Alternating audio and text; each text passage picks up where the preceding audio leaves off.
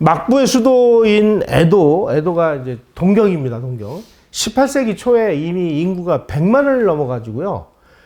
상수도, 하수도 시설이 다 들어가 있었어요. 1700년대 초에 조선통신사들이 일본에 파견돼가지고 일본에서의 그 관련된 내용들을 기록한 내용에 의하면 1700년대 초에 에도에 서점이 660곳이 있었고, 그리고 이 660곳에다가 책을 공급을 하는 이동도서관, 출판업자가 6,000명이 있었다.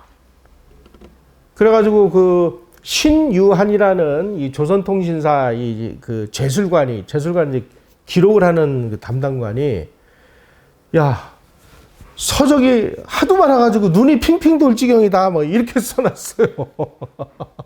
비슷한 시기에 중국도 마찬가지였습니다. 중국에 이 서점이 쭉 모여있는 데가 류리창이라는 곳이었는데 거기도 그렇게 서적이 많았어요. 그런데 조선에서 서점 설치가 허락된 것은 1551년입니다. 그런데 서점이 활성화되지 못했어요. 왜 못했느냐? 조선에서는 지식이 곧 권력입니다. 조선에서는 경국대전이나 이런 데를 보면 과거 시험을 볼 수 있는 자격을 가진 사람은 양반만 과거 시험을 볼 수 있는 게 아닙니다. 양인, 그러니까 노비나 천민이 아닌 사람들은 다 과거 시험을 볼 수 있도록 문호를 개방해 놨어요. 그런데 문제는 그 당시에 과거 시험을 보려면은 이제 책이 있어야 되잖아요. 뭐 논어나 맹자나 뭐 자치통감이나 이런 책 한 권이 조선 중종 시절, 아까 말씀드린 1543년 무렵에 중종 시절에 책값이 얼마였느냐, 이걸 학자들이 요즘 돈으로 환산을 한 게 있습니다. 보니까 논어나 맹자 뭐 이런 책 한 권이 140만 원에서 175만 원 사이예요. 아니, 지금 요즘에 10,000원, 20,000원짜리 책도 안 읽는 사람들이 책 한 권에 170만 원이면 어떻게 과거 시험을 공부를 합니까? 일반 백성들은 그냥 뼈 빠지게 나가서 농사져야 겨우 입에 풀칠을 하니까 과거 시험을 볼 수 있는 자격이 주어졌음에도 불구하고 경제적 사정이 안 돼가지고 과거 시험을 못 봐요. 과거 시험을 볼 수 있는 사람들은 그런 노동을 안 해도 되는 유한계층 양반, 특정 소수의 양반들만 열심히 공부를 해서 과거 시험을 볼 수 있었습니다. 특정 귀족층들만 볼 수 있는 거죠, 과거를. 자, 서점이 활성화가 되면 가격이 싸지잖아요. 그럼 이 무식한 백성들까지 공부를 한답시고 해가지고 백성들하고 지식을 나눠 가져야 되는데, 이렇게 지식을 나눠 가지면 양반 쌍놈의 계급 구조로 되어 있는 조선 사회에서 성리학적인 질서가 훼손이 되는 거예요, 이게. 그래서 1400 몇 년도에 우리 세종대왕이 한글을 만들어 놨음에도 불구하고 500년 동안 정말 배우기 어렵고 쓰기 어려운 한문을 공용어로 만들어 가지고 특정한 귀족 소수층들만 지식을 독점해 가지고 권력과 부를 자기네들이 독차지하는 이런 구조를 나라가 망할 때까지 계속 유지했다는 뜻입니다. 이승만 대통령의 정치 고문이었던 로버트 올리버가 1945년에 우리가 해방이 됐을 때 문맹률이 78%였다고 기록을 해놨습니다. 1945년에. 그러면 이 무렵에는 문맹률이 몇 %였을까요? 그러니까 보통 과거 시험을 봐서 고급 일자리인 관직을 차지할 수 있는 비율을 보통 3%에서 7%의 양반층이라고 얘기하는데 한 3% 될 것 같습니다. 이 3%만 글을 읽을 줄 알고 나머지 97%의 일반 백성들은 그냥 무지 상태로 방치해 놓은 거예요, 그냥. 지식혁명? 이런 거 다 필요 없습니다, 이 나라에서는. 지식혁명이라면 양반하고 쌍놈이 어떻게 같아지는데, 이건 주자성리학적인 질서가 무너지는 거, 강성의 윤리가 무너지는 거예요, 이게. 그러니까 자기네들만 지식을 독점해가지고 계속 자기네들끼리만 그들만의 리그를 하다 보니까 지식혁명이 일어날 수 있는 상황이 못 된 거죠.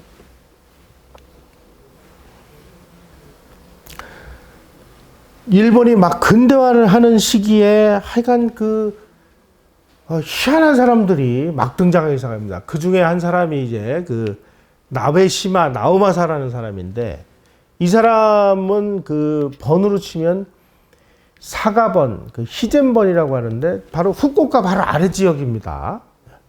후쿠오카 바로 아래 지역에 있는 이 사람인데, 이 양반은, 난학에 미친 사람이라는 이야기를 들을 정도로 이 서양 학문을 다 받아들였어요. 자기 집을 고독한이라고 하는 교육기관으로 만들어 여기서 이제 학생들을 가르쳤는데, 이것만 가지고 안 되겠다 그래가지고 난학을 배우는 학교를, 난각푸료라는 걸 또 만들어요. 그래서 이 고독한을 공부한 사람들을 여기다 집어넣어가지고 공부를 시킵니다.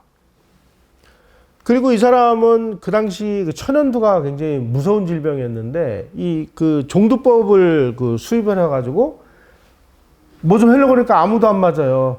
자기 아들한테 우두를 놔가지고 일본 근대 종두법의 효시가 된 사람인데, 지금도 여기 사가번에 가보면 이렇게 이 사람 집 앞에 이 동상이 크게 이렇게 서 있습니다. 이 양반이 화술방 무기연구소, 정년방 이화학연구소를 설치해가지고 뭐 영국식 대포, 증기기관, 화약, 전신기 이런 걸 막 열심히 연구 개발합니다. 나중에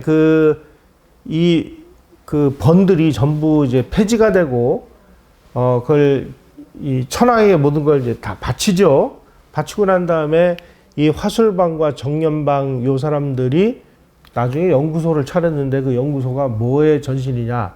도시바라는 회사의 전신입니다, 요게. 뭐, 이 사람 집 앞에 가보면 대포가 이렇게 놓여있는데, 영국에서 대포를 사다가 똑같은 걸 만드는 거예요. 이렇게 만들려고 하다 보니까 이제 무기를 만들고 뭐 증기관을 만들려면 철이 필요하잖아요. 철을 해외에서 다 수입을 해왔는데, 야, 우리도 철을 한번 만들어 보자. 가만히 고민하다 보니까 가마를 만드는 기술로 이용을 해가지고 제철소를 만들면 될 거 아니냐. 그래가지고 이 양반이 가마를 만드는 도공들을 동원해가지고 만든 요게 이제 반사로라는 근대식 용광로입니다. 이 기술을, 누구 기술을 만들었느냐? 조선 도공 기술이에요, 이게. 왜냐? 그 당시에 이 히젠번의 자기 몇 대 조상이 임진왜란 때 조선을 쳐들어와가지고 도공들을 잡아갔거든요. 그래서 자기 마을에 조선 도공들이 많았어요. 조선 도공들의 가마 기술로 만든 근대식 용광로가 바로 요게 아직도 남아 있습니다. 그래서 여기서 만든 철을 가지고 대포도 만들고 군함도 만드는 이런 일을 벌인 거예요. 자, 여기서 보면은 조선 도공들, 일본 사람들이 왜 도공들을 왜 잡아갔을까? 지금으로 보면 반도체의 원료가 되는 세라믹이라는 게 있는데, 그 세라믹을 만드는 기술이 바로 도자기 굽는 기술하고 똑같습니다. 그 시대로 얘기하면은 도자기 기술은 세계 최첨단 기술이었어요. 그러니까 기술자들을 다 잡아간 겁니다. 참 우리 역사를 들여다보면 기가 막힌 일들이 많은데요. 임진왜란 때 조선 인구의 거의 40% 이상이 노비였습니다. 노비는 전부 이제 돈 받고 매매가 돼요. 이거 인간이 아니에요. 그냥 가축이나 짐승이에요. 이 노비들이 임진왜란이 벌어져가지고 왜군들이 쳐들어오니까 왜군들이, 야, 너희들 노비고 뭐고 어딨어? 우리랑 똑같은 사람인데. 사람 취급을 해주니까 전부 왜군들에게 투항을 해가지고 왜군들의 길잡이 역할을 전부 노비들이 하고 앉아있는 거예요, 이게. 비슷한 일이 병자호란 때도 벌어졌습니다. 청나라 여진족의 가장 고민은 인구였습니다. 인구. 150만이 안 돼요. 그러다 보니까 조선에 무슨 도자기 만드는 거, 무슨 이런 그 장인들, 이런 건 전부 노비 아니면 천민이거든요. 기술 가지고 있는 사람이 심양으로 투항을 해오면은 아주 예우를 후하게 했습니다. 그래가지고 조선의 그 북쪽 지역에 있었던 노비 천민들이, 특히 기술자들이 전부 보따리 싸가지고 여진족한테 투항을 한 거예요. 나중에 이 사람들이 정요란 병자호란을 할 때 전부 길잡이 역할을 해요. 그 김훈이라는 그 소설가가 쓴 그 남한산성 그것을 영화화했는데, 거기에 그 조선에 그 침략을 한 그 병자호란 때 그 군대에 통역관이 조선 노비가 나와요. 근데 조선 영의정이, 아니 당신도 조선 사람인데 말이야, 너무 그렇게 박하게 하는 거 아니오? 이렇게 얘기하니까 그 통역관이, 여보시오, 나는 조선의 노비였는데 양반 당신들이 언제 나를 한 번이라도 인간으로 대접해 준 적 있어? 적어도 청나라는 나를 인간으로 대접했어. 그러니까 나보고 조선 사람이라 소리 하지 마시오! 하고 막 정색을 하고 화를 내는 장면이 나와요. 이게 우리 역사였어요. 우리 역사. 누가 누구한테 무슨 친청파, 친일파, 어떻게 그런 얘기를 할 수가 있느냐, 역사를 보면. 특히 일본의 페리 함대가 와가지고 일본이 허둥허둥 됐다 이렇게 기록에 나오는데 천만의 말씀입니다. 일본은 나가사키에 있는 네덜란드 상관을 통해서 정기적으로 정보 보고를 받았습니다. 그거를 풍설서라고 합니다. 그런데 상황이 급박할 때 되면은 별도로 그 급박한 정보를 받았어요. 이거를 별단 풍설서라고 그래요. 그 풍설서를 통해 가지고 네덜란드는 전 세계에 상관이 나가 있으니까 네덜란드 상관이 수집한 정보를 자기네들에게 무역 특권을 허가해 주는 조건으로 정보 보고를 정기적으로 하게 돼 있습니다. 그래서 이 네덜란드의 이 상관을 통해서 이미 페리 함대가 어디서 몇 월 며칠 날 떠나가지고 몇 월 며칠 날쯤에 에도 앞바다에 도착한다는 사실도 다 알고 있었어요. 다 알고 있었는데 막상 등장하고 보니까 너무나 어마어마한 그 배가 오니까 다들 저걸 어떻게 하면 좋지? 하고 있을 때 바로 이 나베시마 나오마사라는 사람은 똑같은 배를 네덜란드에다가 주문을 해요. 자, 이게 간단치 않은 사람입니다. 그래서 증기선을 국산을 해요. 그 국산한 증기선을 가지고 나중에 그 갈림마루라고 해서 자기네들 대표를 태우고 미국을 갈 때 태평양으로 횡단을 해요. 그게 일본입니다. 자, 이 이웃에서 사가번이라는 아주 좁쌀만한 그 번에서 막 무슨 화술방 연구소, 무슨 정년방 연구소 해가지고 막 난리 굿을 피니까 그 옆에 있는 가고시마 번은 아주 훨씬 더 잘 살았거든요. 거기에 있는 이 시마즈 나리아키라는 요 사람도, 이 사람도 또 이제 이 난각고에 미친 사람이에요. 야, 지금 쟤네들도 하는데 왜 우리는 왜 못해? 우리도 해. 이렇게 된 겁니다. 그래가지고 자기 집에다가 사가번에 화술방 정년방을 그대로 벤치마킹해서 슈세이칸, 이걸 이제 한자로 쓰면 집성관이라고 하는데, 요즘으로 치면 근대식 그 산업단지를 만든 거예요. 그래가지고 대포 만들고 탄약을 만들고 조선소, 유리공장, 방적공장 같은 근대적 공업단지를 다 설치해놓고 여기에 근무하는 직원이 1200명이었대요.